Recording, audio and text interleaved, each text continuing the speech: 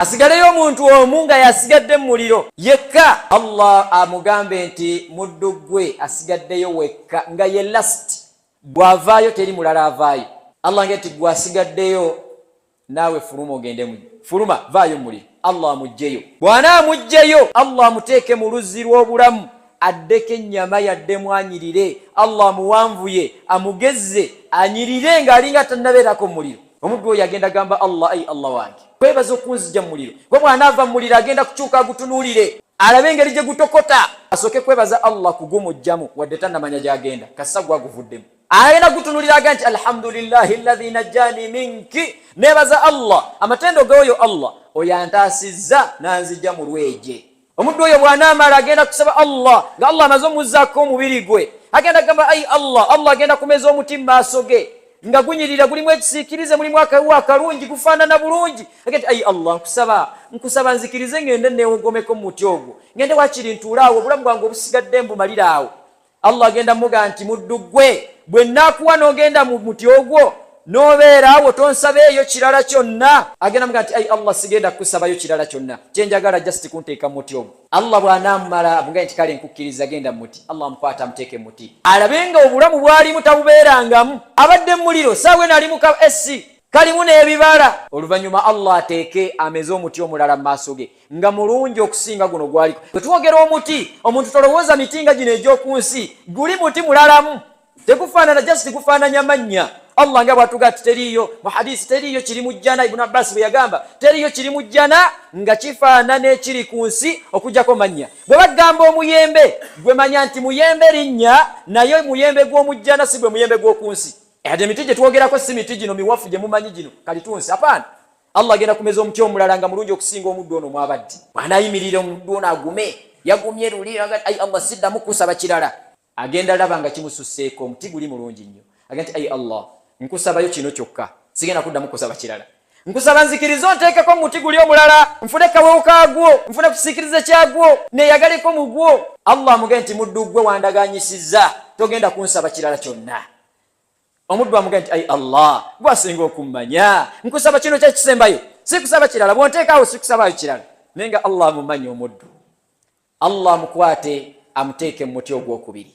Omuddu abeeremu ebbanga Allah ly'anaayagala. Bw'anaamala okubeeramu, Allah amulageko ku jjana kungulu. Oyinza okuga nti ku geeti ya jjana oba kabalaza k'ejjana. Omuddu ono agendaga ayi Allah, agenda kusooka atyemu, amala kyatule kati ayi Allah, nkusaba nteekaako wali ku geeti y'ejjana wakiri mbeeraawo. Nze ne bwe naabeeraawo ku geeti eri amaka g'abagagga abamu g'otuukako nga ne bwakuwa obwasikaali oga ne bwatanyingiza mu nju, nga sikaali waasula ye nnyumba y'ewaka gy'obeeramu gy'okyalizaamu abagenyi. Kale ayi Allah, nteekaako ku geeti awo. Allah mugenda nti muddu gwe ani anaakuntaasako, wandaganyisizza togenda kunsaba kirala kyonna, kale ate onsabye. Kale ayi Allah, kino kyekisembayo, sigenda kusaba kirala, bw'ompa kino sikusabayo kirala. Allah mugenda nti kale nkukkiriza, genda ku mulyango gw'ejjana, geeti awo. Bw'anaatuuka kumpi n'ejjana, abeeraawo nga yonna enyirira, ebiriwo byonna byasava, agenda kuwulira amaloboozi g'abantu abanaabeera mu jjana okweyagala kwe beeyagalamu.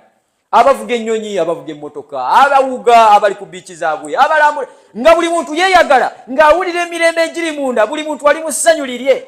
Allah, omuddu agenda kusaba ekirala nga teyalaganyisiza obutasaba. Agenda ayi Allah, kino leero kyekisembayo, nkusaba Allah nyingizaako mu jjana. Allah agenda muga nti muddu gwe wandaganyisizza, sigenda kubeera nti togenda kunsaba kirala, kati ate onsabye. Agenda ayi Allah, kino kyekisembayo, bwonteeka mu jjana genda kuba ebyange biwedde. Allah muggulira ejjana, agenda nti nkukkiriza, yingira ejjana. Omuddu agenda kuwulira nga atakiwulidde, agenda nti Allah onzikiriza, agenda muga nti atastahzi'u bi, Allah nze gw'ojje mu muliro eri gye mbadde, onzikiriza nyingira ejjanayo, onsaagisa Allah, atastahzi'u bi, onsaagisa. Kati Allah agenda sekerera ekigambo omuddu oyo kyagenda okwogera. Era nyumya hadisi naye yasekamu, naga nti nabbi bwe yali aginyumya naye yasekamu olw'okuba Allah naye yaseka. Kale Allah agenda kusekera omuddu ekigambo ekyo kyagenda okwogera. Wa kaifa li an astahzi'u bika, niyinza atya nze okusaagisa ng'omuddu takikkiriza. Allah agenda nti nkukkiriza giyingire yiyo, wallahi ayingira ejjanaye. Omuddu bw'anaayingira agenda kulaba ebintu nga tabirabangako. Kivula yabuuza basahaba n'abaga nti hal ballagtu, abange ntuukiriza byonna bye mbadde muyina okumanya mbibagambye mukakasizza nti mbasomesezza nga bwe muyina okusoma ate nga yabasomesanga talina na nnusu n'emu gy'abajjako. qul la as'alukum alayhi maala, yabasomesanga n'abagamba eno eddiini gye mbasomesa sijaagalamu wadde nnusu ne bwe mba temumpadde.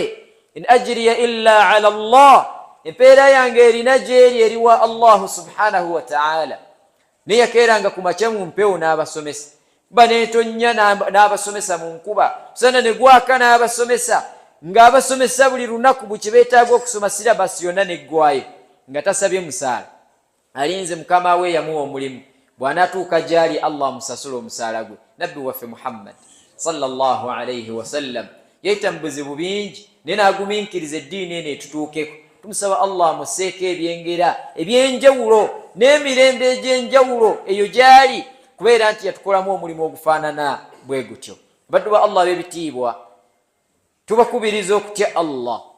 yagamba Allahu subhanahu wa ta'ala, watazawwadu, mweteekereteekere, mubeeko entanda gye musiba ku lugendo lwe mugenda okutambula oluwanvu, kubanga bwe tuli kuno ku nsi mumanye nti tuli mu lugendo, tuli mu transit, tutambula. tulina gye tugenda, tulina gye tulina okutuuka, tulina gye twava. saawa eno tuli mu ka transit, just tuwumudde mu buwummuzi tulinda nnyonyi kusitula tupaakinge tugende. kakati saawa eno wano we tuli Allah wagambira watazawwadu mu kaseera kano omuntu baako entanda gy'osiba egenda okutambuza emyaka gy'otamanyi, ng'oli wansi awo nga toyinaawo mazzi wadde emmere, nga toyinaawo faani, empewo nga ne bwejja toyinaawo bulangiti. watazawwadu, mubeeko entanda gye musibe ey'amaanyi, ate mugisibe ng'obudde bukyali. yagamba nabbi waffe Muhammad sallallahu alayhi wasallam, man khaafa adlaja, omuntu bw'abaako olugendo lwagenda otutambula ng'atidde okubeera nti obudde buyinza omumukwata, adlaja, akeera, n'abeera ng'ebintu byonna abikola mu budde, asobole okukwata obudde asimbule nga bukyali. waman adlaja balagha almanzila, ate akeera ne yeeteekateeka asobola okutuuka mangu gy'agenda, kale atuuka bulungi. bwe ba mmotoka ng'ogenda kuvuga lugendo luwanvu nga tokimanyi gy'ogenda jjaamu atera okukwata, osimbula ssaawa 8 gwa kiro nga tannakwata, osobole otutuuka nga jjaamu takkutte. man khaafa adlaja, omuntu bw'aba alina gy'agenda akeera ne yeeteekateeka. kati saawa eno tumanyi bulungi tulina gye tugenda, oyagala toyagala oteekwa okugenda. kiki ky'oteeseteese? oba olinda kweteekateeka nkya ate ng'obudde bw'okusitula butuuse. yegandi man khaafa adlaja, aba alina kyatidde ng'alina olugendo gy'agenda akeera. waman adlaja balagha almanzila, ate omuntu akeera atuuka gy'agenda. ala, n'atulaga kye tuluubirira, laga nti ala inna sil'ata Allahi ghaliya, ekyebbeeyi kye tugenda okukima gye tugenda eyo.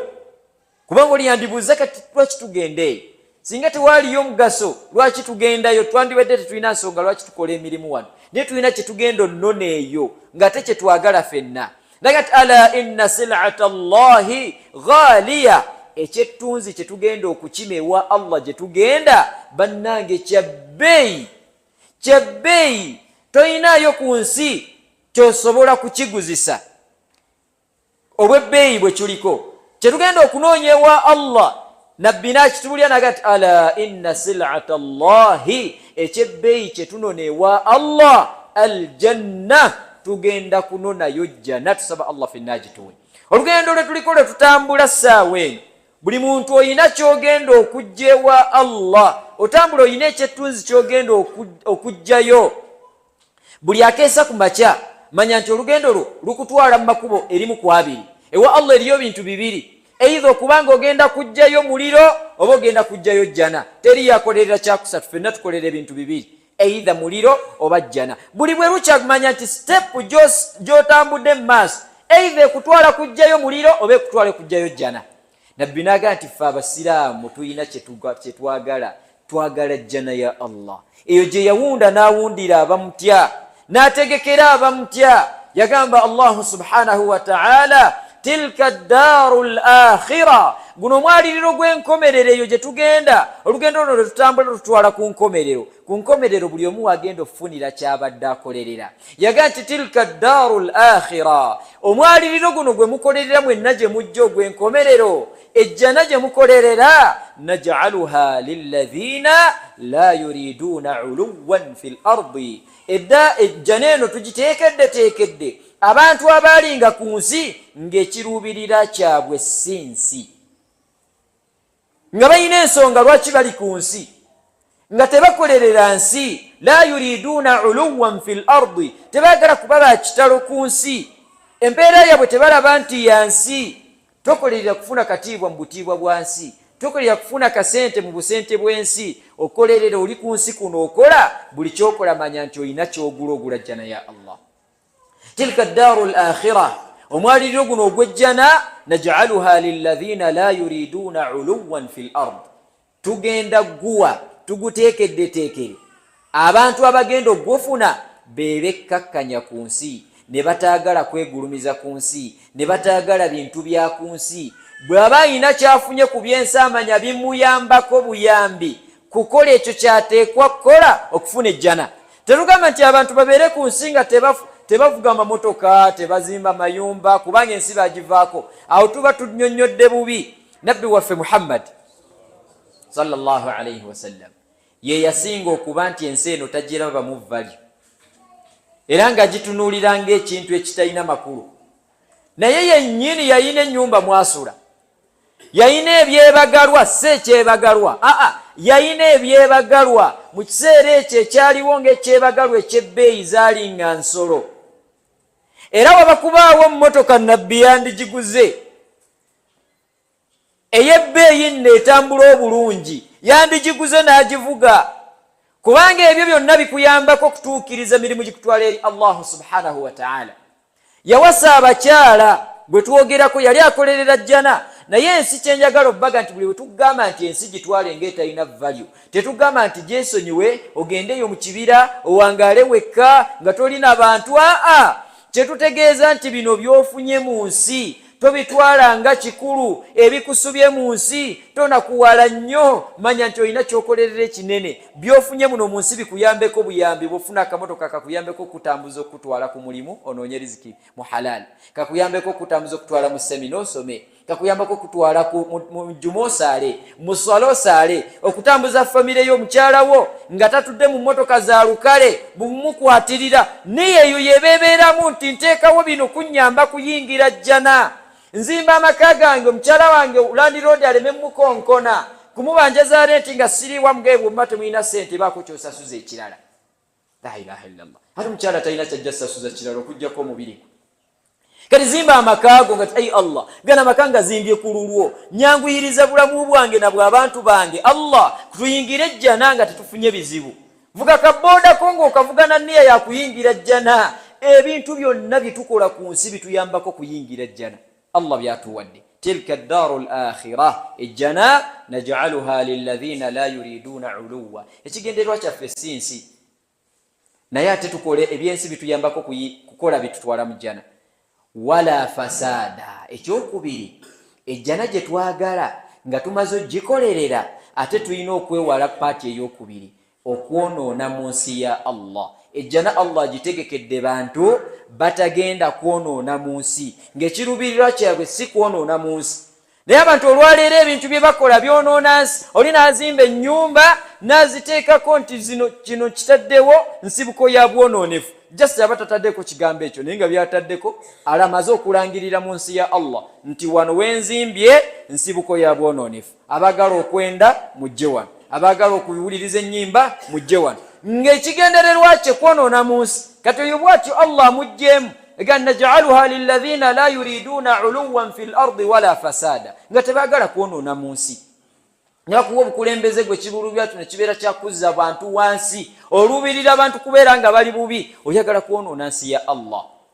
Ne bakuwa essomero okusomesa abaana ne weesulye gwa naggambo, oyagala kwonoona nsi ya Allah. Tereeza buli kyokola oleme kwonoona nsi ya Allah. Toyonoona mirimu. Bantu kutandikaga nti abantu abakola omulimu ogwo baba bwe bati nga gwe wali ensonga. Batera okwogera ku baganda baffe abavuga obuntu buno obw'okusika amatu.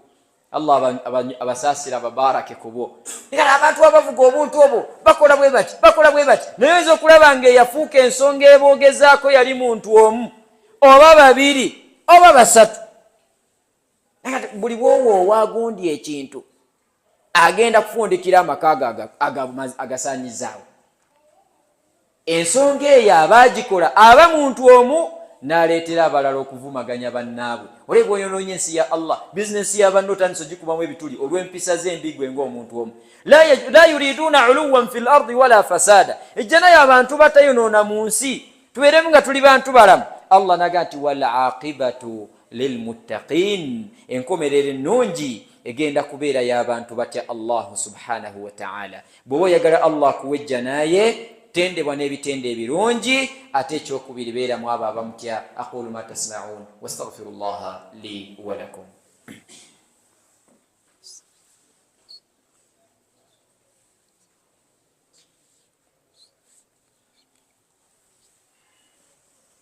alhamdulillah wa sallallahu wa sallama wa baraka ala rasulillah wa ala alihi wa ashabihi at-tayyibin at-tahirin tubadde ku aya ya Allah baddu Allah bebitiibwa ega nti Allah yagamba watazawwadu mubeeke entanda buli omu gye weesibira nga tonnaba kubeera nti otandika olugendo olw'okusinkana Allah subhanahu wa ta'ala Allah naga nti fa inna khayra zadi taqwa naye entanda esinga okubeera ennungi entanda esinga okubeera ng'egenda kukuyisaawo attaqwa kubeera ng'otya Allah subhanahu wa ta'ala nga tufundikira khutuba yaffe omuntu bw'atya Allah afuna ebirungi bya mirundi ebiri ekirungi ekisooka nti Allah akuwa ebirungi eby'oku nsi nga tannakuwa bya ku nkomerero kasoyingiza okutya Allah mu mutima gwo Allah asooka n'akuwa ebibala by'okutya Allah ng'okyali ku nsi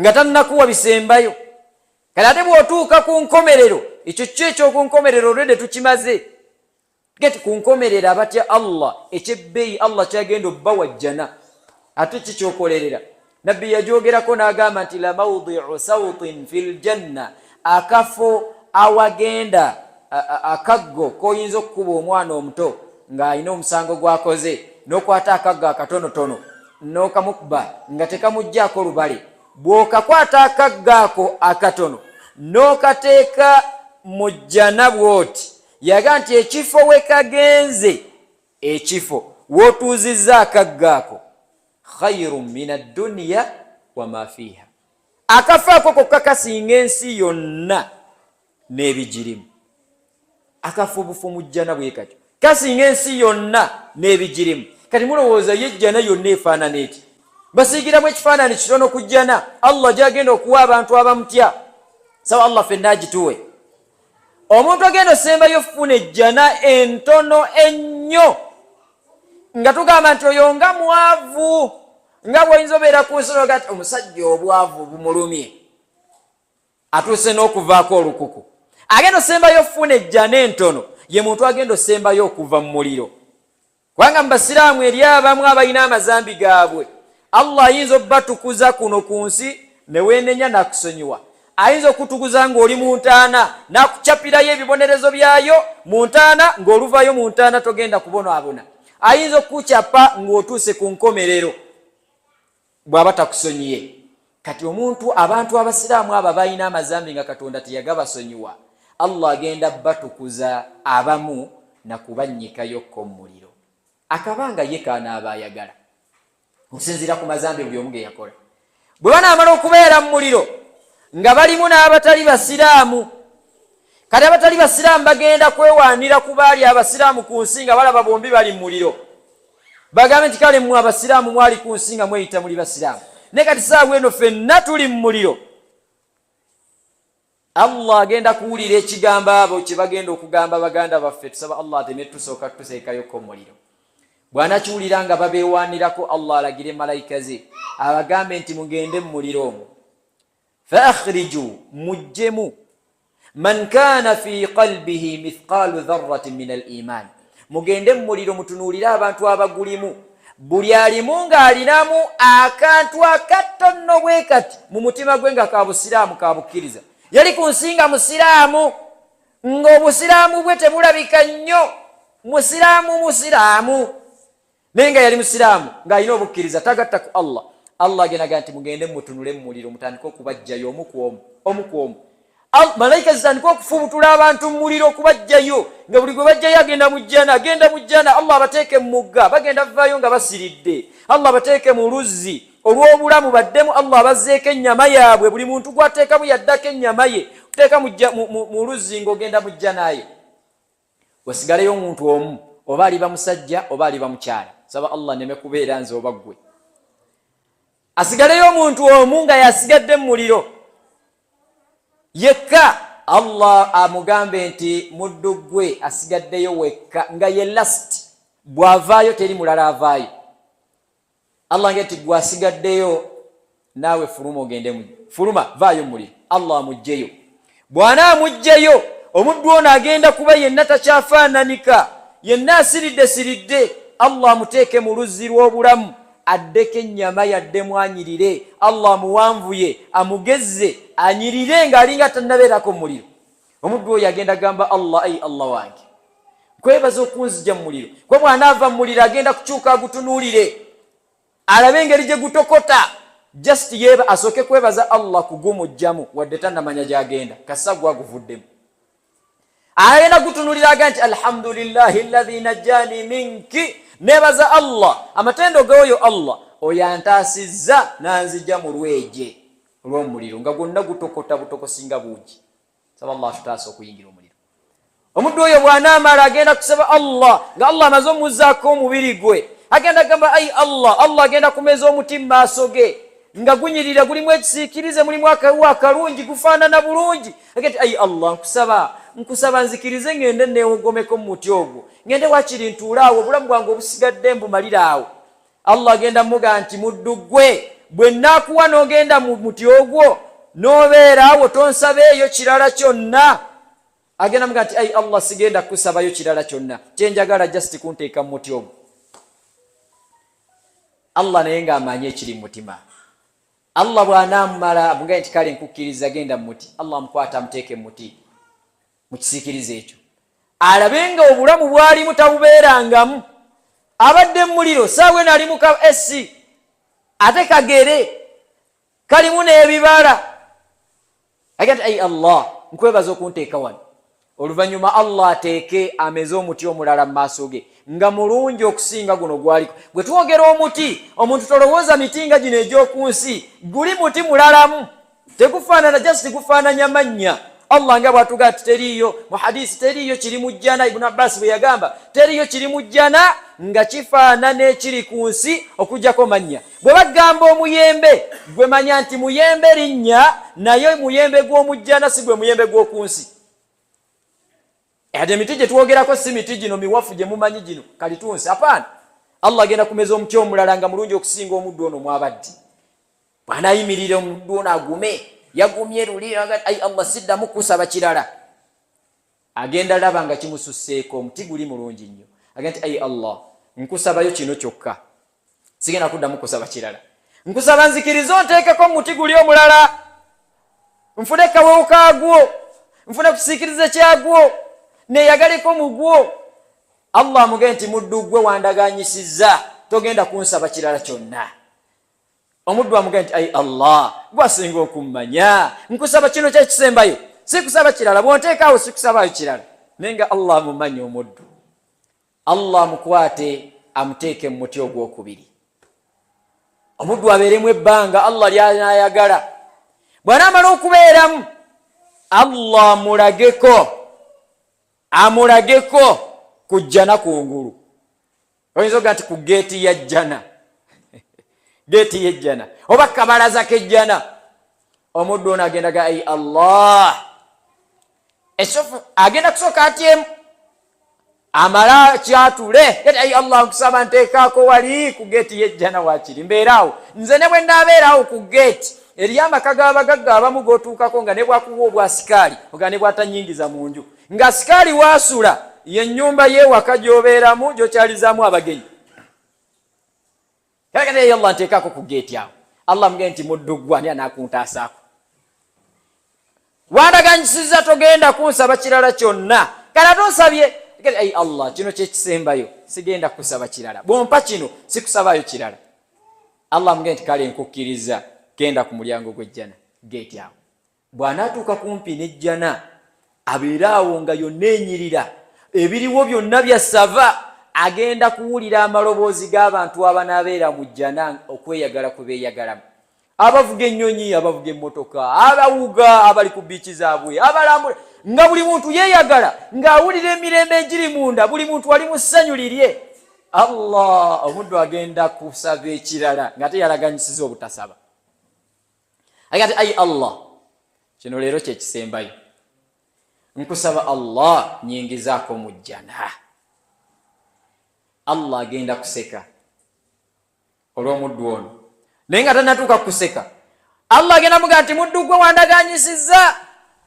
sigenda kubeera togenda kunsaba kirala kata tosabye ngati ai Allah kino kyekisembayo bonteeka mu jjana ngenda kuba ebyange biwedde Allah muggulire ejjana agenda nti nkukkiriza yingira ejjana omuddu agenda kuwulira nga atakiwulidde agenda nti Allah onzikiriza agenda muga nti atastahzi'u bi Allah nze gwojje mu muliro eri gye mbadde onzikiriza nyingira ejjanayo onsaagisa Allah atastahzi'u bi onsaagisa kati Allah agenda sekerera ekigambo omuddu oyo kyagenda okwogera era nyumya hadisi naye yasekamu naga nti nabbi bwe yali aginyumya naye yasekamu olw'okuba Allah naye yaseka kale Allah agenda kusekera omuddu ekigambo ekyo kyagenda okwogera wakaifa li an astahzi'u bika ninza atya nze okusaagisa ng'omuddu takikkiriza Allah agenda nti nkukkiriza giyingire yiyo wallahi ayingira ejjanaye